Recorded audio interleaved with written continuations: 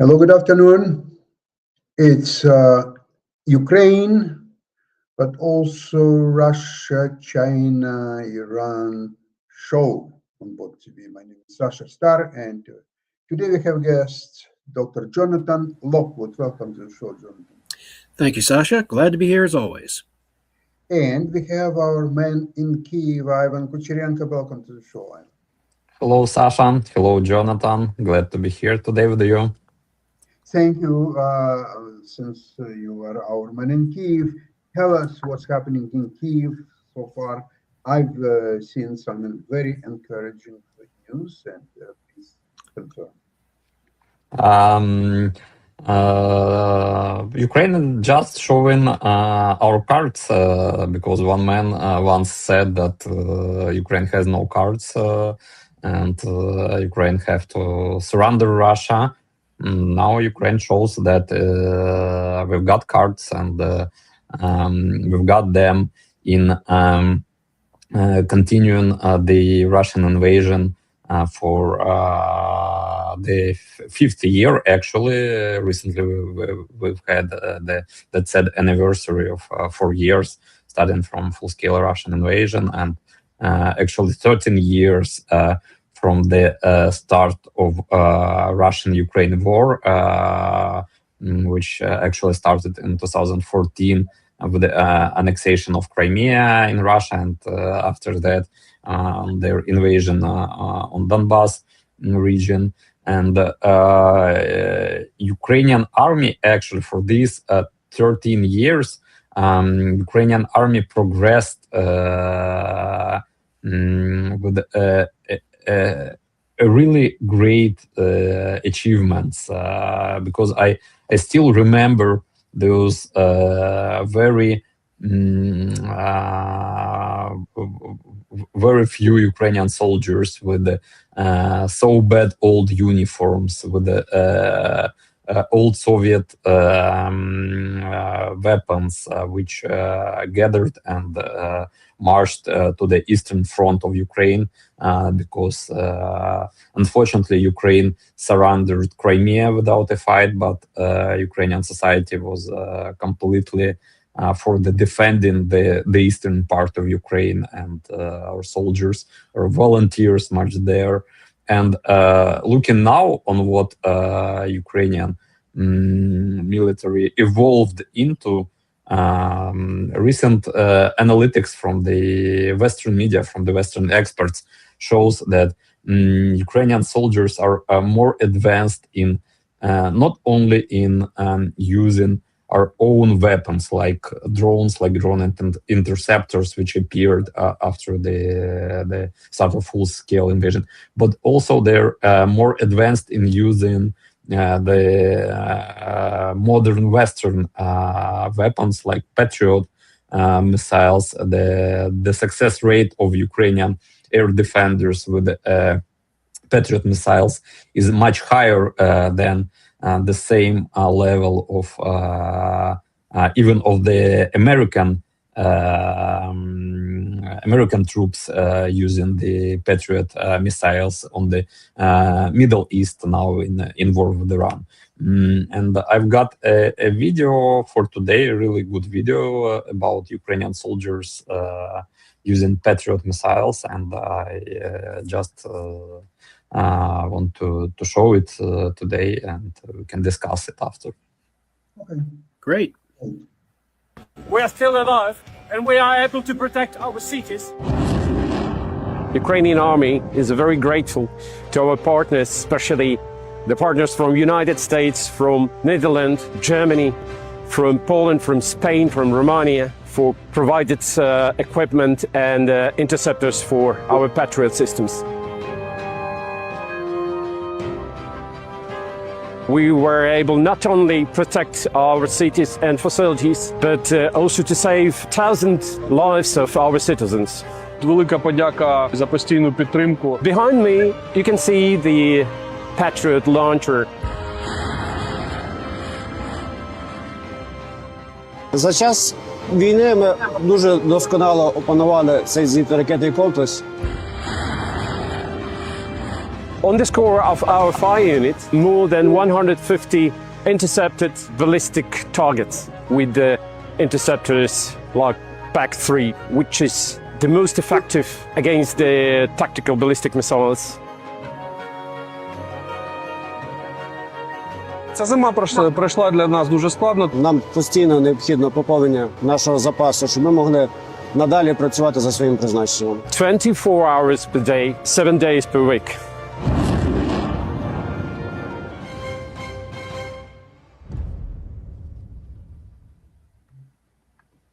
That was one of the big pleasant surprises for the United States when they gave those Patriot missiles to Ukraine. The Pentagon was surprised to discover that the Ukrainians not only were using the weapons effectively, but more effectively had a higher interception rate. They figured out some good tricks to use the Patriots even more effectively, and has as a result taught the American Army and the American forces learn from the example of the Ukrainians and learn those tricks. And I suspect that the Pentagon is planning to learn more lessons from the Ukrainian military, certainly on their use of drones and drone interceptors.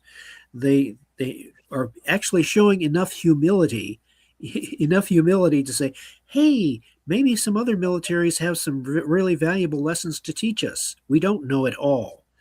And even when we think we provided superior weapons, there are always those who can figure out ways to use them better. And the Ukrainians are a primary example of that, for which we should all be grateful. I was thinking a lot lately about something that US is fighting with Israel, fighting Iran. Russia is Iranian friend and supplied logistics and information and shaheeds, drones, and so on. Ukraine is fighting Russia. So Trump is accusing NATO not helping him in Iran. So maybe NATO can help Trump with Ukraine and attack together with Ukraine, Russia. So Russia will not be able to help Iran anymore. What do you think about this construct? This is starting to remind me of a pool game. Have you ever played billiards? Yes. Using one ball to hit another? Yeah. And that's what this is starting to look like. You may have to help one of your allies that's aiding your other enemy, and it is starting to look like a game of billiards. Not just a multi-level chess game, not a multi-sided poker hand, but my goodness, the complexity is amazing. But it does offer the opportunity for Ukraine to achieve its objectives and to demonstrate to the United States that, yes, we not only have cards that you didn't think we had, but we have better cards than you think. So this is a very interesting opportunity for Ukraine. And this will redound to Ukraine's benefit, certainly not just for the conclusion of this current war, but also once the war concludes, Ukraine will benefit economically, very much so, from a successful conclusion to the war, because other nations, as we're already seeing signs of, are going to want to buy Ukrainian weapons and buy Ukrainian expertise, because they have demonstrated how successful they are. So these are very good developments for Ukraine, and especially for the post-war period, where I think the Ukrainian leadership will be very successful in encouraging those Ukrainians who had fled the country to get away from the invasion. I predict they will be able to persuade most, if not all of them, to come back and help rebuild the country, because they will need it. They'll certainly need the people, and Russia will be in no position to interfere, because Russia is going to have its own problems, both with its the heavy losses it has taken, with the Russian soldiers that will be returning to the home in Russia, and we've seen what past examples of what can happen there. And they are also going to have their hands full with the Chinese. The Chinese have a declining population problem, but they also have stated they have claims on Russian territory. The redrawing of Chinese maps to show portions of Russia that the Chinese lay claim to. So Actually, so is Japan, and so is Finland has some territorial claims against Russia. yeah, Now, what's from the interesting winter war in 1939, 1940. absolutely. I mean, Russia's going to be in serious trouble. Yeah, and as a result of 1945 agreement where Finland has territories. There is something else happening on the economic front. The US took off embargo from Russia, as you know, so the oil, which is now jeopardized deliveries through a Strait of Hormuz, the oil could flow freely and therefore relieve this problem. However, what's interesting is that Russian deliveries in March were much less than in February. So there is no embargo. You can sell the oil at much higher prices. Our Russian friends, just do it. Get the dollars, just make the money. No, they don't. And you know why? Because of Ukrainians, because they bombed a lot of their refineries and places where they store and deliver oil. And the successful Ukrainian deep strikes against the Russian oil infrastructure and economy have finally had their cumulative effect. It takes a while for deep strikes to show their full effects, but now they're showing up, and now Russia is in no position to take advantage of what would normally be a very good economic situation for them. Yeah. Now they can't do it anymore. And their casualty rates, I might point out, their casualty rates in recent months have gone up. I saw a report where I believe it's Zelensky was saying that the Russian casualties have gone up to as high as 30,000 or more, which is absolutely, it was bad enough before. It's worse now, and it's accelerating. Apparently accelerating. I just want to add that 30,000, it's only confirmed casualties from the drone attacks, because now every attack on a Russian soldier using FPV drones or drone bombers, they're confirmed with a video or a photo. It's a part of the Ukrainian so-called kill chain, where every Russian casualty should be confirmed. But before that, from the Ukrainian commander of the drone forces, Madyar, said that Ukrainian drone forces now have a share of like 80% in Russian casualties per month. So the actual number of Russian casualties is even higher, because there are also casualties from the close area combats, from the artillery, and so on. The majority of casualties now, of course, are thanks to the drone attacks, but actually other old ways are still working, and actually the number of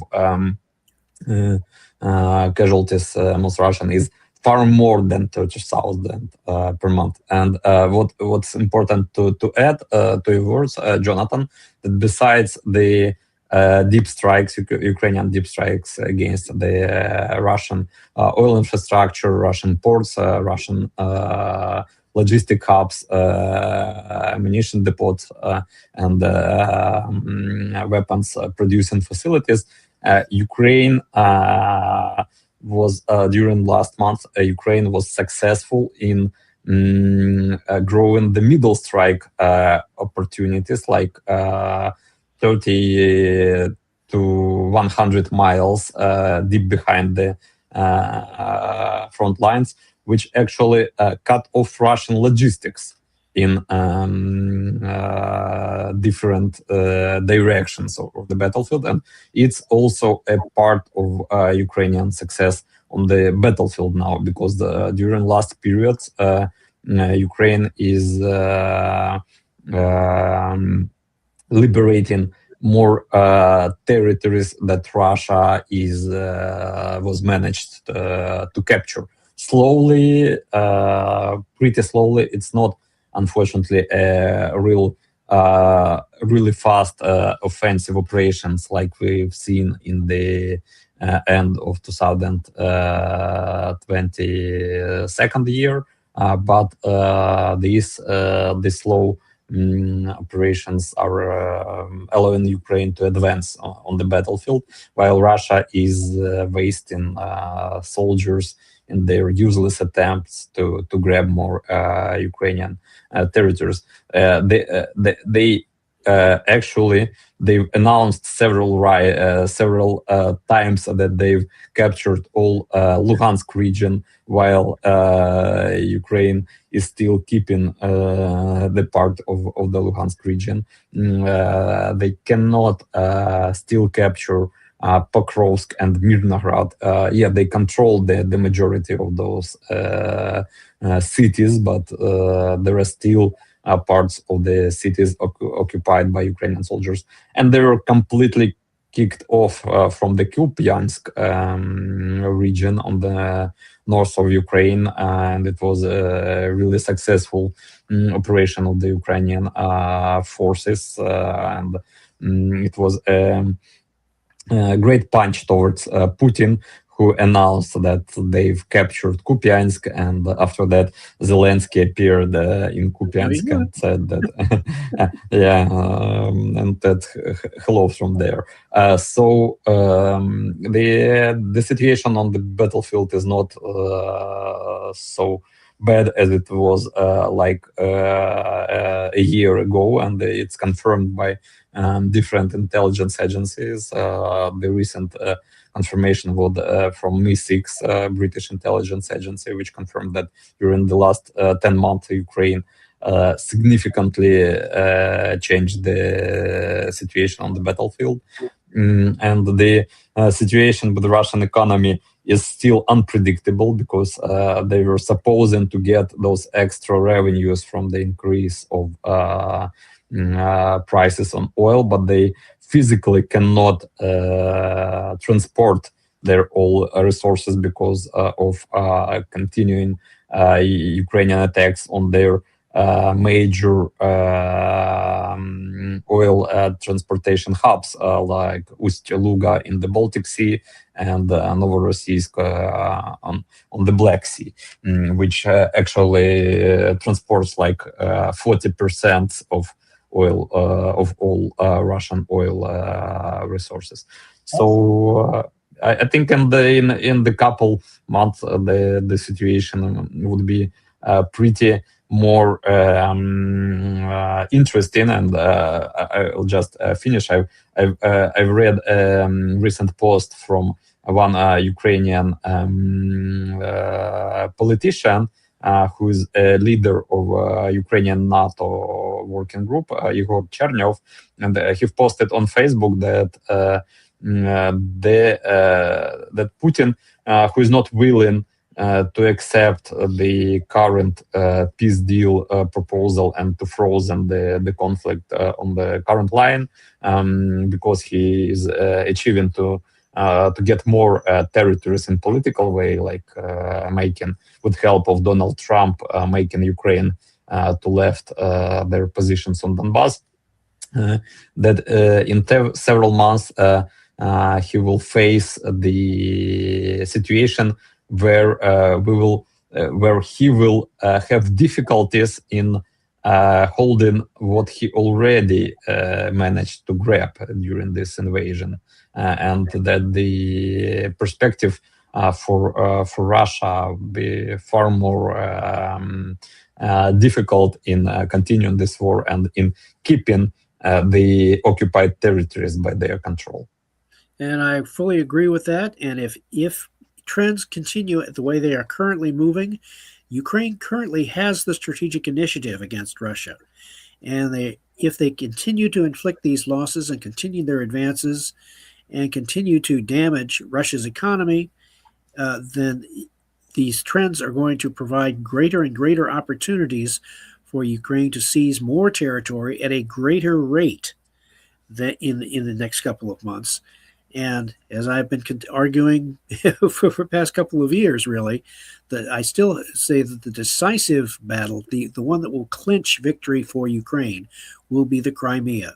And that basically all of the Ukrainians' offensive initiatives and gains are merely setting the stage for what I believe will be the decisive operational victory for Ukraine in this war, the recapturing of the Crimea. And all the pieces are in place. In a chess game, that you could say that the Ukrainian chess player is setting up the checkmate.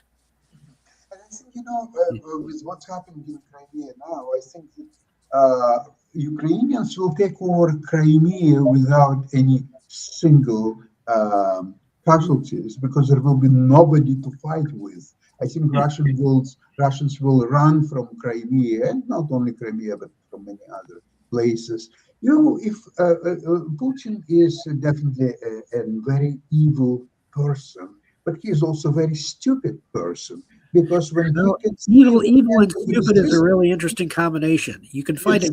It's a lethal combination. You don't want evil and smart, okay? No, you don't want. You have much worse than that. So he now can see he lost million plus soldiers. He's lost initiative. His army is going nowhere. He's taking losses. Ukrainians are destroying its oil and gas sector. Actually, I think that another couple of months like this, and Russia will become a net buyer of oil instead of seller, because a lot of their deposits are being closed, and it will be very difficult to renew it, and their capacity to sell is diminishing so quickly. So in essence, what you're saying is that thanks to the deteriorating economic conditions for Russia, that the end game is clearly in sight for Ukraine. And basically now the Ukrainian military is very patiently pursuing its course of action. They are waiting for the decisive opportunity. They are keeping the Russians off balance. And hopefully, with a couple of accompanying victories against Iran on the part of the U.S. and the fact that we know that President Trump does not like to look like a loser. He does not like to look like so he is going to want to be on the winning side. The very fact that Ukraine is succeeding so well against Russia makes it more likely that President Trump will eventually become more and more willing to openly take the side of Ukraine against Russia. Because he does not want to back a loser. He simply does not. I really hope so. Right now, you see, in Iranian war, what's happening is that Trump has actually very attractive plan what he wants to do, and he started that with Venezuela. He controls Venezuelan oil. If he somehow will prevail in Iran, he will control Iranian oil. That will affect the situation of China, who depends a lot on Iranian oil. Yeah. So it's great. So imagine a world where Trump controls, of course, all U.S. oil, Venezuela oil, Iranian oil, all the transportation routes to deliver the oil anywhere in the world. So on, that's becoming. Well, if you're President Trump, that looks like an almost perfect situation. Yes, it is. Yes, it is.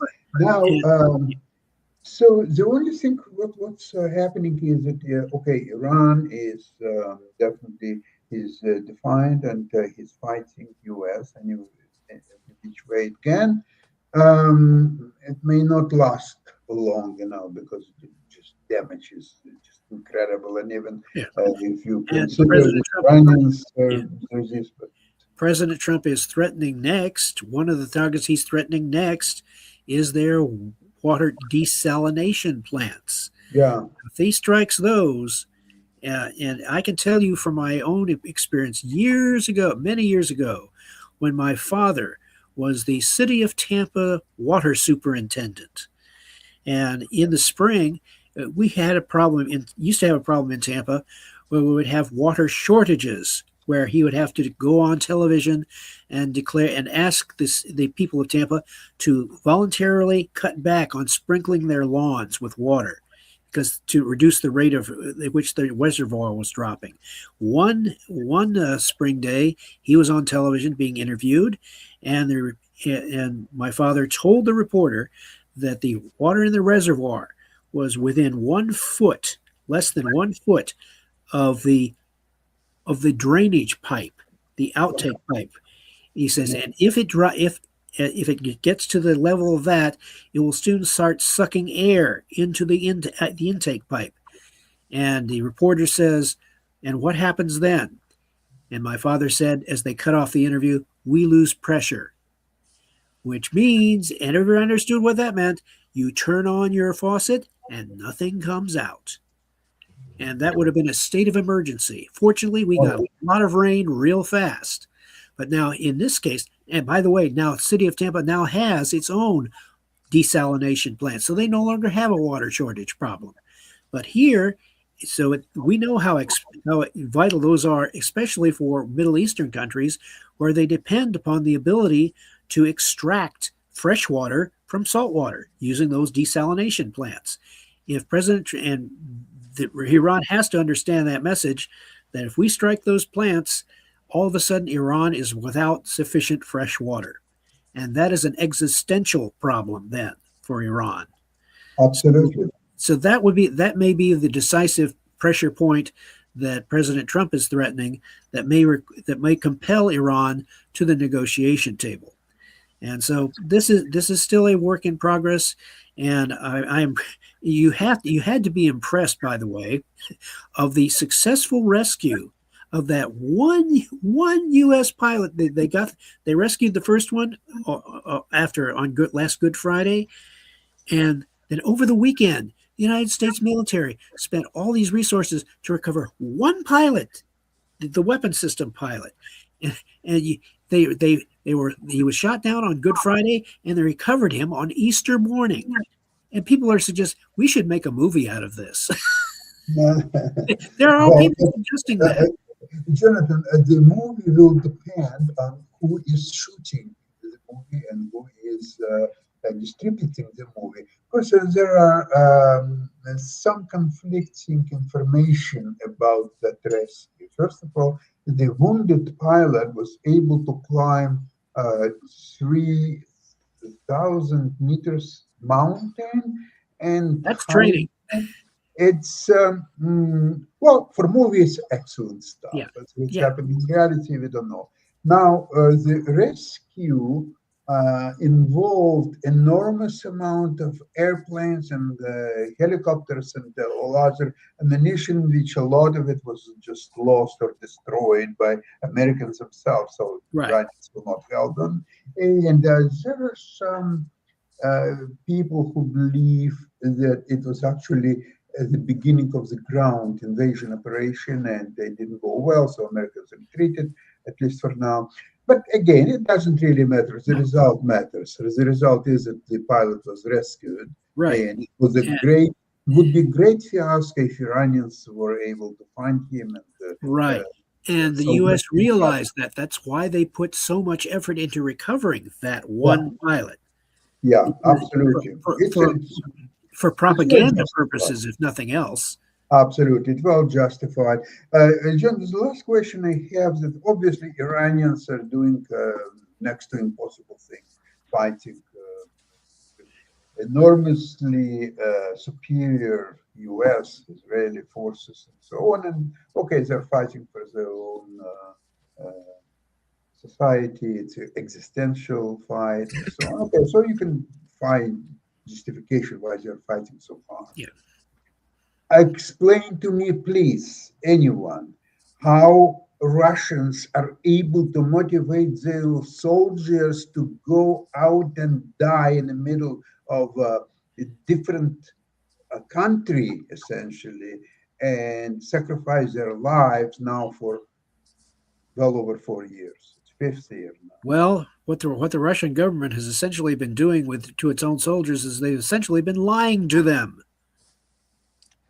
They have to lie. It's not only about a lie, Jonathan, because it's a major excuse for all Russian captured prisoners of war. But different resources show that they know everything, and the great number of those captured prisoners of war, Russian prisoners of war, they actually knew what where they're going to, what how this war looks like, and that they consider Russian to be invader, but they want to fight. But the major motivation for them is money. Russia is paying enormous money, which is several times higher than the average salary, and they are given a so-called prize fund for the first time signing the contract, which is like several million of rubles. It's enormous money for average Russian, and for this money he can buy a new coat for his wife, and buy a lot of vodka and a new car and a new apartment, everything. And in case that when he will die in this war, his family will also receive several million rubles of compensation. And it's also a good motivation for them, okay, my life is shit, I completely failed my life. I didn't make anything good for my family, but at last, when I die, my family will get some money. My wife will be able to buy herself a shuba, a fur coat. My children. My children will have a chance to go to study at university or something like that. It's very sad. It's very sad when you have to realize that you are worth more to your family dead than alive. Yeah. So the only motivation for them, and it's actually a working motivation, is money. But the good part of this the story is that, first of all, the number of mercenaries in Russia is decreasing, because the number of that population who is desperately requires money is decreasing. They were actually already dead, and the Russia has less opportunities to pay now because of their economy is decreasing. And when these two lines will meet in one point, actually, then Russia will not have opportunity to get more mercenaries and continue this war. And of course, Ukraine, the another part of this formula is Ukraine killing more Russian soldiers than Russia is being able to recruit. That's all. Correct. And that trend, if they can increase that trend, the intersection of those two lines that you speak of is going to occur a lot sooner, even sooner. So the more for Ukraine, the strategy is very clear. It just increase the casualty rate, and the end of the war will approach that much sooner. They will reach their breaking point. I feel that Ukraine can actually start the liberation of Crimea, and not only Crimea, but many other places. And they are patiently waiting. They're trying to save lives of their soldiers and pick up Crimea when there is nothing.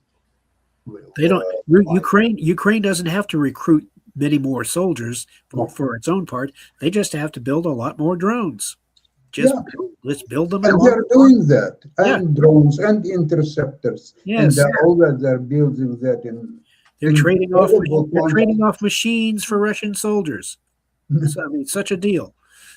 Yeah, and each Ukrainian drone or interceptor costs much less than Russians are paying to their soldiers. Exactly. The economics are working out perfectly for you. $800. I remind you the cost of killing one Russian soldier in this war by a drone. $800. And Russians have to pay. They're paying on average 2.5 million rubles, which is what, Yeah. $25,000. As I say, And, the economics are just not working out for Russia, and they will get even worse as time goes on. Yeah. Oh my God, this is becoming probably the height of stupidity of one leader. It's incomparable to anything in history, in my opinion.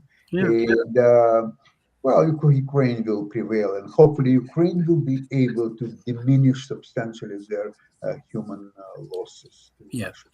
Well, Sasha, your ebullient and cheerful mood reminds me once again of what Robert E. Lee, the Confederate general, once said: "It is well that war is so terrible; otherwise, we should grow too fond of it."